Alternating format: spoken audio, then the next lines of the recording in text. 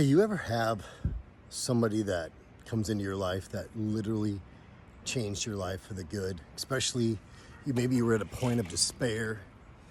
Maybe you were dealing with losses or addictions or all kinds of stuff like that. Maybe it was a pastor or a friend.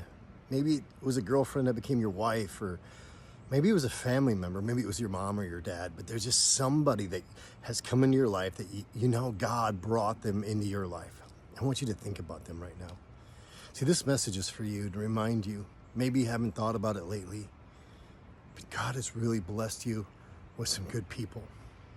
And sometimes the negative stands out more and the hurts, and I'm sorry about the people that don't value you, but there are people that God has put, and even so slightly. See, I had two different people that God really used, and really three or four, but just two I want to mention to you. One happened to be a secretary at a church, and every time I called and to talk to the pastor, he would always be busy, but she would talk to me for hours at a time. She argued and fought with me because I was just trying to find every reason not to surrender my pride and doing it my way and accept that, addiction it's just what it was. But she never gave up on me. And then I had a pastor at another church that from the first time I walked in the door, matter of fact, I called the church because another pastor kept telling me I needed to go to this church, and I really didn't want to. But I called and just thought I'd do my due diligence. And I was stoned, and he invited me to come over, and he began to talk to me, and he began to share stories with me about his college days that made me feel that I would have never thought a pastor would have had those experiences. And I got upset and angry at him for a couple things he said, and it was very vulgar, but he never gave up on me. This man had such an epic impact on my life.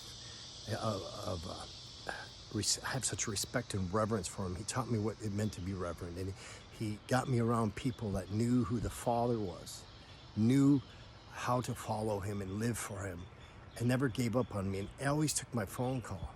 He told me something that really stuck with me. He said there was this one fellow. He always knew when he wasn't using drugs because he would call him. And when I'd been praying for like 3 years to be done with it. And when I realized that I was done, I made this deal. Every Monday I called him.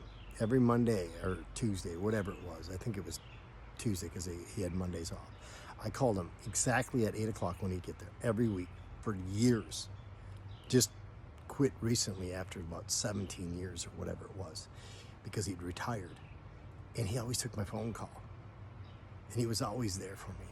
And he ended up officiating my marriage, and he's a great friend, and man, I would be lost without him. I know that you might not have people quite just like that, but there have been people in your life that have loved you and cherished you.